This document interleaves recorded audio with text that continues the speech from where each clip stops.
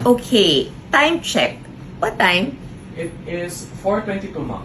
4:22 p.m. and this is Monday, the day after my birthday. Pero I did not want to show what people had sent me because parang I felt I had to show what I had given before I showed what I received. So, ito muna. This and some other things, they came from my sister, my ate, and her family. So, cookies. Really cute. Thank you. Okay. This was really special. Pero kinain na nila. Yung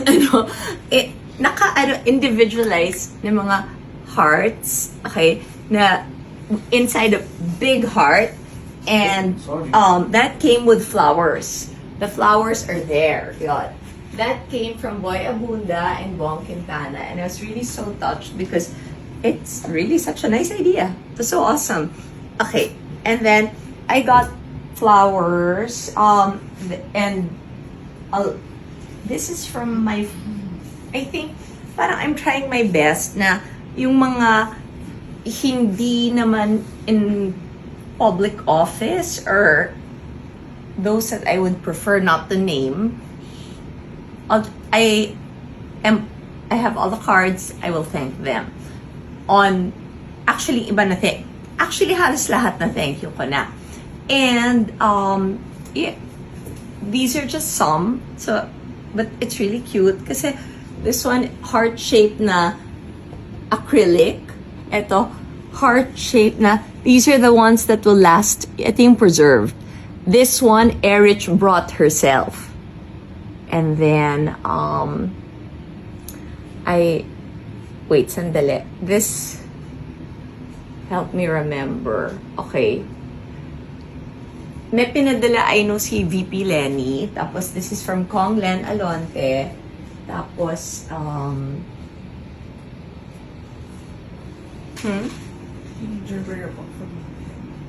ito. Yes. There. And then, ito, okay. I'm skipping over some.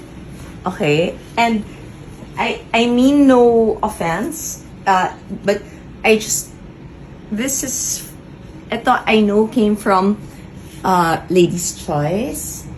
I think I'm remembering correctly. Ito yung galing sa kanila Doktora Alma and yung Marilao Medical since they've done so many of my PCRs. And then, I know that ito, isa galing sa InLife, sa Insular Life, and isa galing sa aming adopted member na si Attorney Gid. And then, okay, if you're watching this, I received this really nice balloon. Okay, and we have been trying to figure out, okay, nakakaya ako. I said thank you to so many people and said, by the way, did the balloon come from you? Because it's super cute. And nobody is saying sila yung nagpadala ng balloon. So whoever you are, thank you for that. I'm choosing not to name some people because I want to get to know them better. Okay? Kasi kung sabihin ko sa inyo yung name and I do not give my chance the privacy of getting to know those people better, then i-judge nyo na, hindi ko na makikilala. So, I'm parang those are the lessons I've learned. So, I should just shut up about things. Yes. Yun yung tamang lesson na if you want an opportunity to get to know someone without other people making pakialam, do it privately. Wow. Mature. Okay. No, okay, I specifically wore these jammies kahit wala pang 5 o'clock kasi binigay to sa akin ni Neri. This is from her very Neri collection and she's been just one of the nicest talaga. And I wanted to wear it now para pakita sa inyo so that you can order the stuff that she's been making because I like the fact she's masipag. She really cares for the people who work for her and I think that's the right attitude. As you can see, we're still here in BGC. We were supposed to leave pero hindi pa because thank you Lord. network na dumating. And that's why I should sit down. Okay? And yung ang nag-shoot nito, yun, I'm so privileged because si Ate Miles, si Miles Ocampo shooter ko kasi magaling siya eh. Everybody else na nandito na kasama namin here, hindi magaling mag-shoot. So thank you. At least yung nag-shoot na talent. Okay, so and we are still going, except that we've pushed it back because I suddenly have a TVC shoot tomorrow, and there's another surprise there. Another thing that I never expected I would be doing at this point in my life. So abangan niyo po yun. And then several other blessings came my way. So I said, okay, let's do it because parang that's the way for me to be able to share with all of you. And I think that's the main point. I'm just saying thank you to all of you. You think that I gave you and made you happy on my birthday, when actually seeing your happy faces, that was gift enough for me. Parang ang feeling ko, how blessed can you be if you have that chance to make so many people feel that they are special. And kung binigay siya ni God yung blessings na yon to be a blessing to others, then take advantage of that. And I will close this. It's not very long because I have to save my voice by saying thank you very much. It's good to have friends. I have a friend working, tumitingin ako, makikita from here, maling angulo eh.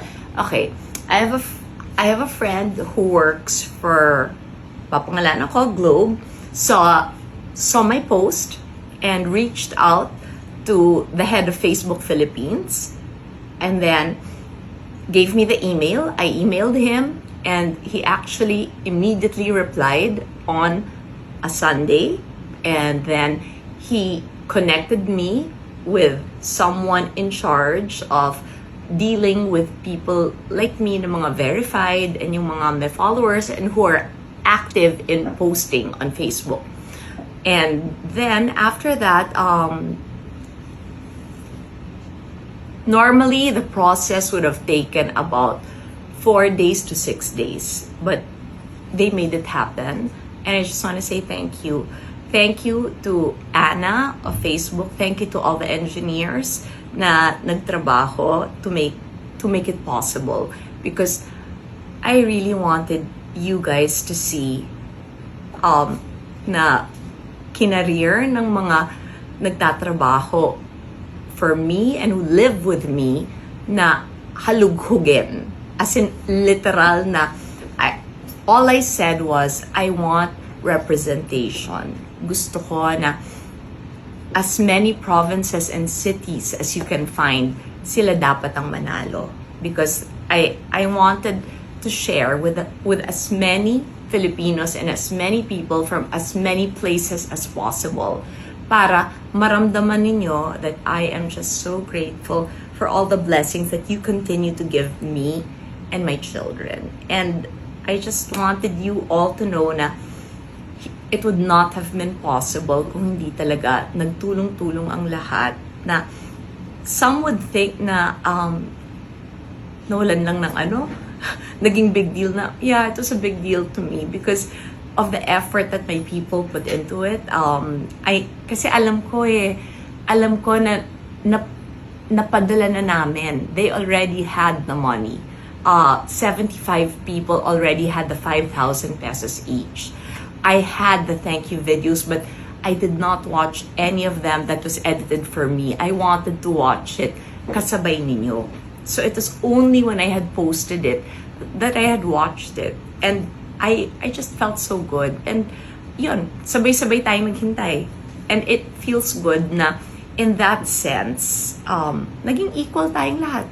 Na yung ako at kayo, parang pareho tayong you being my followers and me being Chris, at that point, we all waited and we all learned patience and we all learned love.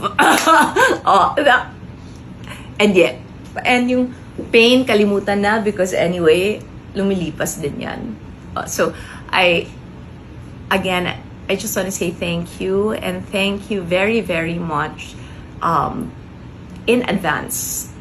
Thank you in advance dun sa mga makakatrabaho ko bukas because they really know how to make me feel so special. And to all of you, yeah, thank you. Kasi almost all of you just wished me good health and you said that you keep me in your prayers.